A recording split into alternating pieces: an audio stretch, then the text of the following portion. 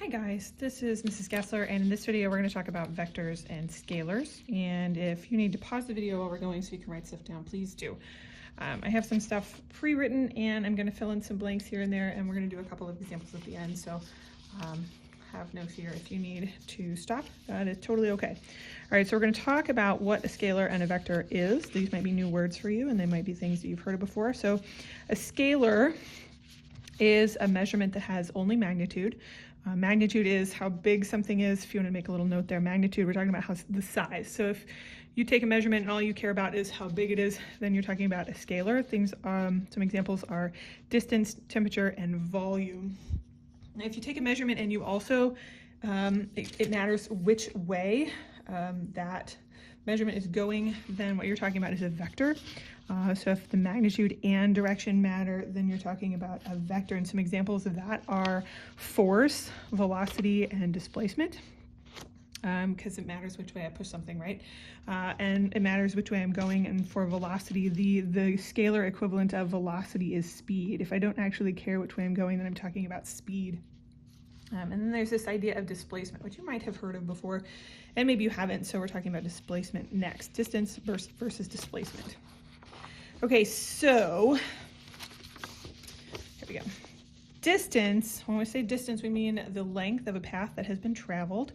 And I drew a picture of a path. So if I stretch out this line here between point A and point B, however long that line is, that would be my distance that I traveled. If I had a pedometer or some sort of thing that could measure that, like if I drive this road with a car, then the odometer reading would tell me the distance that I've traveled. But if I take a measurement of displacement, then I'll be looking for the change in position, okay? And that's the distance along a straight line from start to finish. So if I draw that in, that is the displacement. So here's the displacement right here. That says displacement in case you can't read it. And then this is the distance that I'm following. This straight line, this solid line is distance, and this dashed line is displacement. So it's a straight line. Sometimes I say as the crow flies, and that is the displacement. So you can see that if I put A and B on top of each other, it doesn't matter how long this line is, my displacement would still be 0. The symbol that we use for displacement is a triangle X. Triangle is code for change in, okay? That's what triangle means. Triangle means change in. And in this situation, because we're talking about the change in position, we mean displacement. And these other symbols here, the subscript F, which is a little tiny f next to the X, that means the final position. X is for position, and the little tiny I is for initial position. So when we subtract those, we're finding the change in, so that is displacement, okay? Now it's a vector, so if we leave off the arrow, then we only have the magnitude. If we leave off the direction, then we only have the magnitude here. So how do we represent a vector so that we know that we're including the direction too? And sometimes the direction is just a positive or a negative if we're talking about a number line, okay? So when we represent vectors, if you're writing them, it's a little bit different than if you're typing them. But if you're typing them, you can just use boldface. So I wrote a boldface A there. So that would be vector A, okay? Boldface means vector. But if you're writing them, you can't really write boldface every time. That's really kind of annoying. And so when you're writing them, you can use a little arrow on top like that. There are ways to include an arrow when you're typing as well, but it's not very intuitive or easy, and it depends on what you're writing with to do it. I can show you how to do it in Word if you'd like to, or I can teach you how to use this program called LaTeX, which would be, or LaTeX, depending on who you talk to, which can write those very easily, okay? So our displacement as a vector would be that delta x, delta, that triangle is called delta. Delta, it's a Greek letter, okay? You'll learn a lot of those this year. Would be written like that, delta x right there, okay? When we want to find just the magnitude, we want to indicate that we're looking at just the magnitude, we put absolute value marks around the edge of it like this, okay? So when you see this notation around something with an arrow, that means we're just leaving off the direction and we're only writing the magnitude, which probably means leaving off the negative, okay? And so that is some introduction to that. So next we're going to talk about doing some math with vectors. Okay, so when you're doing math with scalars, that's pretty easy, right? You can add and subtract things with the same unit. If I have a bunch of pears and I eat some pears, you know, I can subtract the number of pears that I ate. And if I want to multiply by how many baskets of pears I have, then I can do that. And so so that's pretty easy. But when we're doing math with vectors, maybe that's not quite so intuitive, and that's okay. First off, are they equal? Yes, if their magnitude, remember that's magnitude, and the direction is the same, then yes, they are equal, even if they don't start in the same direction or in the same spot, okay? So this vector here, let's see if I can draw it. This vector here is 3 boxes long. This vector here is also 3 boxes long. So if this one is A and this one is B, even though they're not in the same spot, they're still equal vectors, okay? Because they have the same magnitude and they point in the same direction. Okay, vectors aren't defined by where they start. They're defined by their direction and their magnitude, and that's it. Nobody cares where they start. Okay, so as long as I have it pointing in the right direction, that's all that matters. Okay, so what do I do if I want to add them? Well, first off, they have to have the same units, just like the scalars. They have to have the same units if I want to add them. And then the answer is called the resultant. That's just what we call it. So if I add A and B together, then I'm going to get the resultant, which we usually abbreviate with R, like that. Okay. Some people, a note here, when they draw the arrow above, they actually give it like a legitimate tail or tip there on the arrow, and I don't because I'm lazy, so I just draw over and then back a little bit. You can do whatever you'd like as long as everybody knows you're talking about a vector, okay? Don't do something like this because that doesn't look like a vector. Don't do that, okay? All right, so the first way you can do it is graphically. So there's like a mathematical way to add vectors and a graphical way to add vectors. We're going to talk about the graphical way first because it's more fun, maybe, okay? And there's 2 ways to do it graphically too. Yeah, okay, so there's the tip to tail method. So with the tip to tail method, I'm going to draw one of my vectors. And because my vectors are defined by which way they point and what direction they're going, it doesn't really matter where I draw the next one. But if I start here and I draw it from there like that, so this is vector A and this is vector B, a new vector A and a new vector B, not the same, okay? Maybe we'll call this 2, okay? Then the resultant goes from the very beginning, pretend that's a very straight line, to the very end. So that right there is R, okay? So what I did was I drew one vector, and then I started the second vector at its, we call it tip to tail because this is the tip of one, there's the tail of the other at its tip, in the correct direction, okay? And then the resultant, yes, I added an I. Okay, resultant goes from the tail of the first to the tip of the second, okay? So that's the tip to tail method. The downside of the tip to tail, well, the downside of any graphical method is that you can't do vectors in 3 dimensions, which in AP Physics C you will have to do. The parallelogram method is surprisingly similar to the tip to tail method. Hopefully you can see it. If I don't know if I can draw it the same. What did I do? 1, 2, 3, 4, 5, 1, 2, 3, okay. 1, 2, 3, 4, 5, 1, 2, 3. Okay, so here's A. And B goes 1, 2, 3, 1, 2, 3, 4, 5. Hey, look at that. It's the same. 1, 2, 3, 4. 1, 2. Wait. Okay, so for the parallelogram method, I have to draw them starting at the same place. Here's B. And then what I do is I draw a parallelogram. So I draw a line parallel to B here. And I draw a line parallel to A here. So I have made a parallelogram, and where they meet sound effects. There we go. That is the resultant. Okay, and hopefully you can see that right there is just B, right there, right there, right there, and R is just going through the middle. So the resultant is just the middle of that parallelogram, and I just skipped drawing the parallelogram. So what I did here was I draw the two vectors from the same spot, and then I make a parallelogram using those vectors. And R goes from start to the opposite corner. Okay. And so those are just, I mean, they're kind of the same thing, but it really just depends on where you draw your arrows. Here's A, there we go, on how you might draw those, okay? And so you could use either of those. These are the graphical means, and they're really kind of the same. So whatever you want to do there is fine with me, okay? If you have to draw them graphically. All right, so subtracting vectors, just like in math class when you learn how to subtract numbers, it's kind of the same.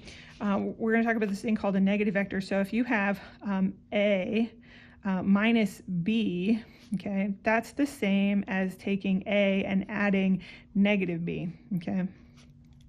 And so what we have to do is we have to think about what negative B is. So if this is B, then negative B is exactly the same length as B, but it points in the opposite direction. Okay, and so what we're really doing is we're going to do the same sort of thing, but we're just going to make B point in the opposite direction. And so what I'm going to do is I'm going to try and remember how I do this. So okay, so A, 1, 2, 3, 4, 5, 1, 2, 3. So here was A. Okay. Now if I use the parallelogram method, I need B to point in the opposite direction. Actually, what I want to do is I want to use this one. Oh, hang on, I got to draw A up higher. 1, 2, 3, 4, 5, 1, 2, 3. Okay, so there's A. Okay, now B used to go up that way, so now B is going to go down this way. So 1, 2, 3, 4, 5, 1, 2, 3. So here's where B is going to go now. So that's negative B. Okay.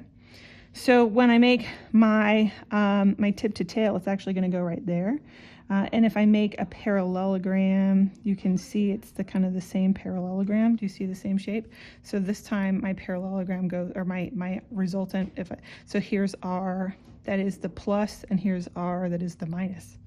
And so there's my resultant. I guess I didn't use the parallelogram. I did the tip to tail to get that one. Okay, so there's R right there, A. There we go. Okay, and so that's how we subtract vectors graphically. We just draw B in the opposite direction. Let's see, is that all that's on this page? Okay, so what's on the next page? All right, so multiplying vectors is actually pretty easy. If you're going to multiply a vector, you just take the number that you're going to multiply it by, and it makes it longer, and it points in the same direction. So if here is A, okay, and let's say A is 3, and I'm going to multiply it by 2, okay, we'll pick 2A. So 2A would be that long, okay, see?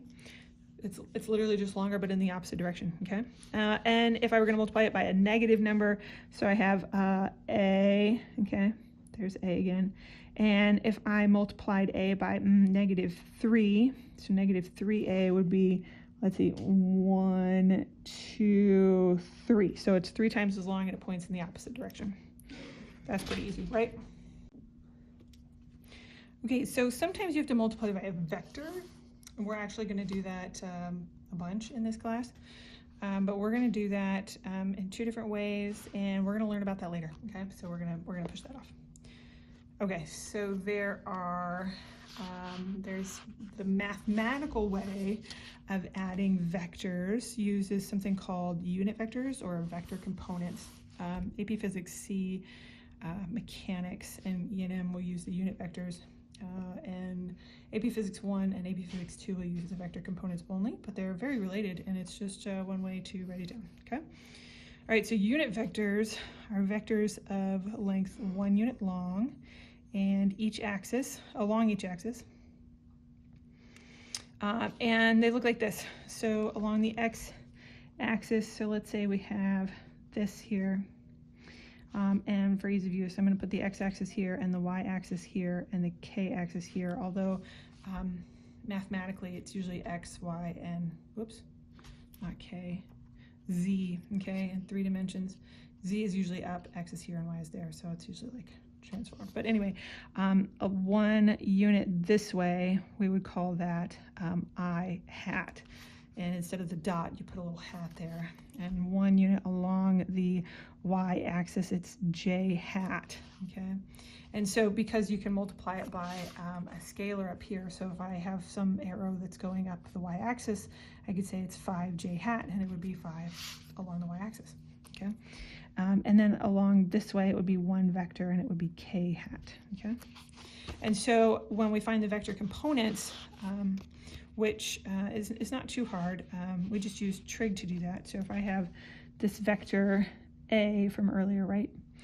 Oh, look, it's this right here now. So here's A, and it looks like it's got 4 units this way and 3 units this way, which means its hypotenuse is 5, right?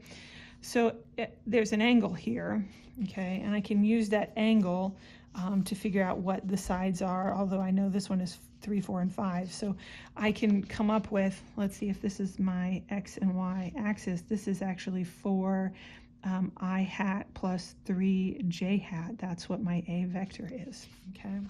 So I can use that to write down my angle, okay? So that's, or not my angle, my vector. And I can find the angle, and I can say that it's a vector that has a magnitude of 5 and some angle according to this tangent. That tangent would be able to give me that using the 3 and the 4, okay? When I have the components, either as unit vectors or as just the sides of the triangle, I can use those to find the resultant, okay, by adding those components. And I have a couple of examples on the next page. So let's go ahead and turn that there. Okay, I probably need my calculator here, which is not the best calculator to be doing this with, but it's a calculator. Where's it at? It's right, not there. There we go. Okay, so I want to find the resultant R, which is going to be A plus B. So I have these 2 vectors. One is 12 meters long at 30 degrees and 2 meters long at 85 degrees. So if I'm going to draw those, I could add them graphically as well. Pretend that's a straight line there. Okay, so if 30 degrees is like that, let's say that's 12, okay? Now 2 meters is significantly shorter, so it's only gonna be like this long, but 85 degrees, and if I do the tip to tail method, right, there's my new axis, 2 meters is gonna be up here, and 85 is almost 90, so maybe it's like this. So my resultant is like that. So this is what I'm trying to find. That's not a hat, that's an arrow. Okay.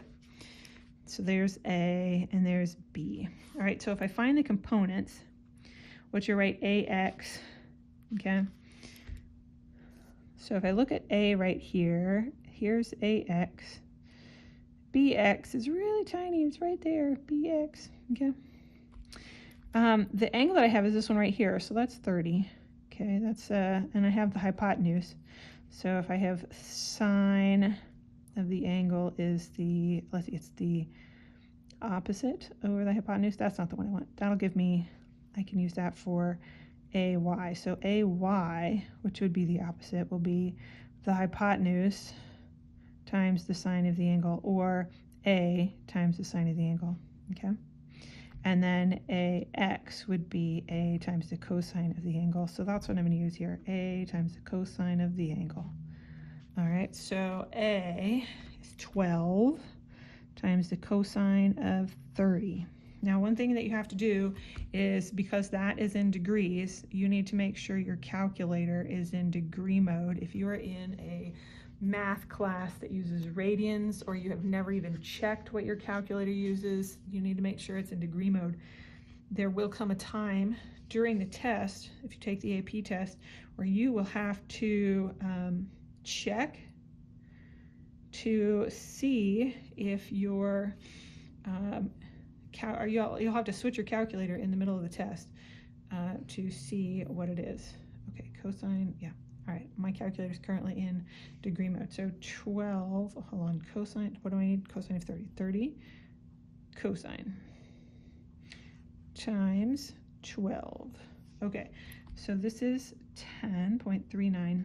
And then bx, because those are along the same line, I'm going to add those two components. So that's going to be b times the cosine of the angle, which is 2 times the cosine of 85, which is not going to be very big. 85 cosine times 2, I get 0.17. So Rx will be 10.56, okay?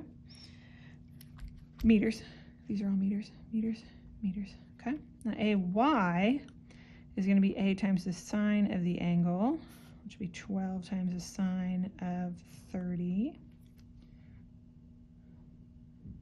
Oh, that's easy, that's 6. And BY will be B times the sine of the angle, which will be 2 times the sine of 85, which is 1.99.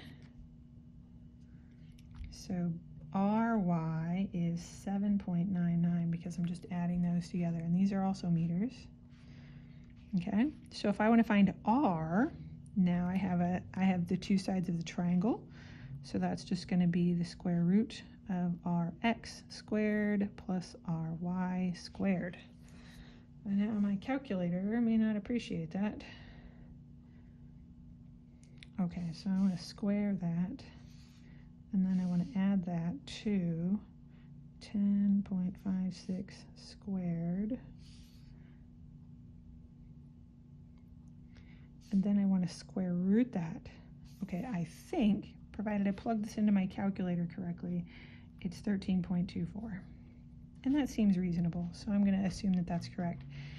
Now, since I have Rx and Ry, I can find the new angle. Okay, see, these are at an angle, so if this is my x and this is my y, I can use the tangent. So the tangent of the angle is the opposite over the adjacent, so that's the y, that's a j, over the x. So the inverse tangent, which is a button on your calculator, of the Ry over Rx, that will tell me what the angle is. So Ry was 7.99 divided by Rx, which was 10.56. It is not 84. Hang on. Let me clear out my calculator there. 7.99 divided by 10.56. Yes, that makes more sense. And then the inverse tangent. I do not see the second. There we go.